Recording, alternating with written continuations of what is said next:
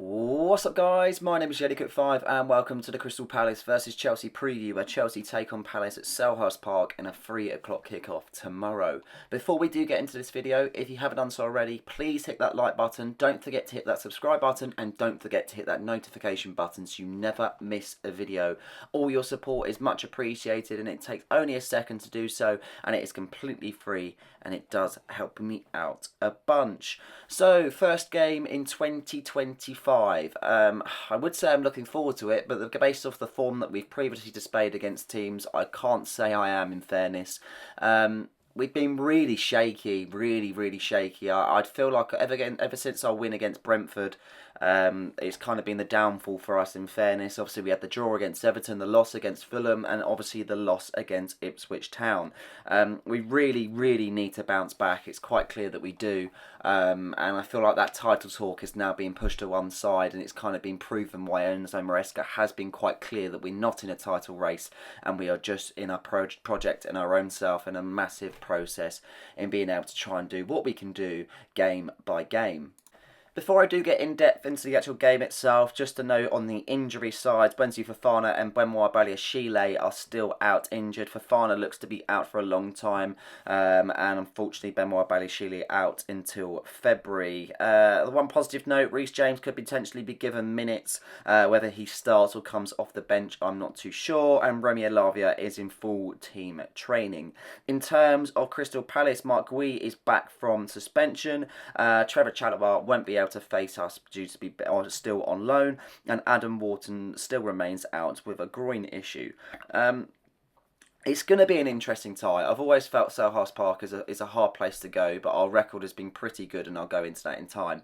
I feel like for our own game ourselves, Enzo Maresca is one that he makes a load of changes or he doesn't, and it's quite clear to see that. And obviously the game against Ipswich, the changes didn't really seem to work, and the game against Fulham, he needed to make the changes.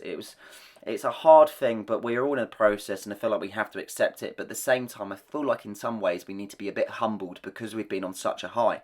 And I feel like we've been a little bit lacklustre in some performances when we have won, and it's just being able to kind of do what we can in games, but be able to kind of put in a good performance with it at the same time. And it really kind of proves if we are able to compete and actually be in a top 4 place. Because at the moment, I'll show you the standings, we are sitting only 4th. Newcastle are breathing down our necks. There's a lot of pressure on us, and this is where it could really turn. We could have had a great start to the season, but a very poor end to it. So it could kind of be like a reverse of what we had last season, in fairness. We have to win. There's no doubt about it. We can't draw, we can't lose, we have to win. Ollie Glasner's team are going to be kind of up for it in the same way if they've kind of recouped a little bit of form in this particular season itself after not starting the best way possible. Obviously they aren't in the best position even so, but they have recouped some form and they will want to get back into this game. They will want to win. It's a derby. It's something that they know they'll be able to perform, knowing they're coming against a side that's lost their 2 games in a row. So I think the pressure is definitely on us, and definitely not Crystal Palace by any means whatsoever. Now it's quite clear that we're not in a title race. Top 4 is the aim. It's very much the aim. 10 points behind Liverpool. There's nowhere near them anymore. Looking at Crystal Palace, they currently sit 15th, but they're only 5 points off of the drop. So they're going to want to win to be able to stay up. We've played 19 games. We've won 10. We've drawn 5, and we've lost 4. Realistically, we need to be able to kind of get the win just to be able to kind of maintain ourselves in a position in top 4. Newcastle currently 3 points off of ourselves, so they're going to be up for being able to kind of see if they can kind of catch up. They've got a game against Tottenham Hotspur in the 12:30 kickoff tomorrow, so we're going to be hoping for Tottenham to do us a favour as they're well down the pecking order in the 11th.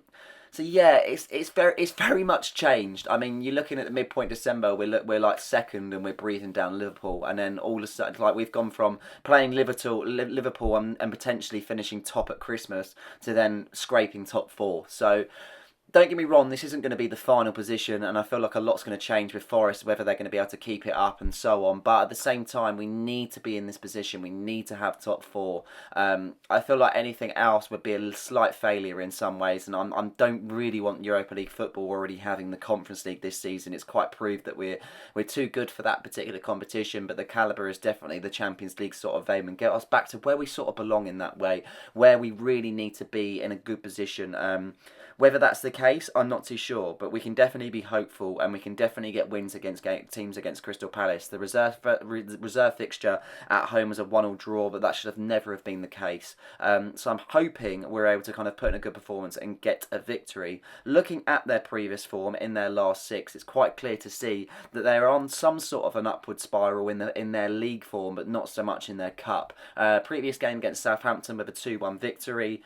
Bournemouth with a 0-0 draw. Obviously, they have their 2 games against Arsenal where unfortunately they lost out, and it was a poor performance in the league game. Not so much the cup, but definitely the league game. A great victory against Brighton and a draw against Man City.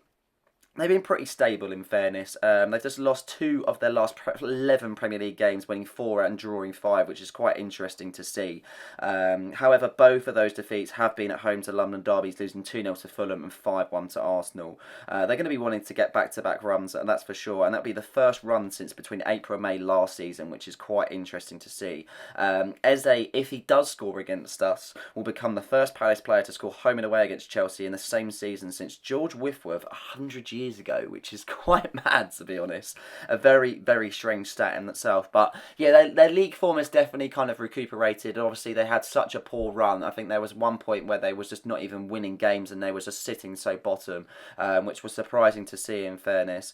So yeah, it's interesting. We'll hopefully kind of null that out to a degree, but at the same time, we just don't know. I think that's what makes football so interesting in some ways. It's such an unknown, but the only thing that's on our side is the form against them in ourselves. I mean, in our last 5, we've won 4, we've drawn 1. Quite clear, in fairness, that the form against them has been pretty good. It has been very, very good. They're winless in 15 league and cup meetings against us, drawing 1 and losing 14. And obviously it was that sole draw against us in September. We've won 6 successive visits to Selhurst Park, scoring 14 goals during that particular run. So the form is on our side in that way, but against Crystal Palace, it's just our recent form as of the moment in this season.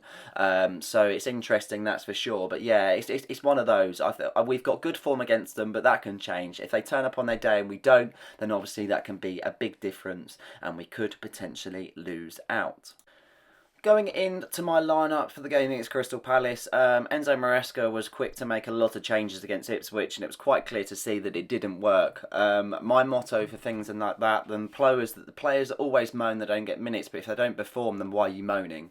It's as simple as that, and we didn't see that against Ipswich, and it's quite clear to see that even a few players that have been performing that coming off the bench or in Conference League fixtures, when they do get a start, they just don't seem to perform as much as what we need them to. So this would be my first 11. Robert Sanchez in goal. I wouldn't say it was a penalty the other day against Ipswich for the Jorgensen kind of incident against Liam Delap, but at the same time, you can't keep changing keepers. It's one or the other. You have to keep sticking with it. Otherwise, you're not going to get any better by making Robert Sanchez the second keeper and the first keeper. Oh, I'm not going to play him one day and play. You can stick it where Premier League and Cups. I understand that. A lot of teams do that at the same time. But realistically, you need to have and set with a main keeper. Otherwise, you're going to have so much disturbance. So I've gone for Robert Sanchez in goal.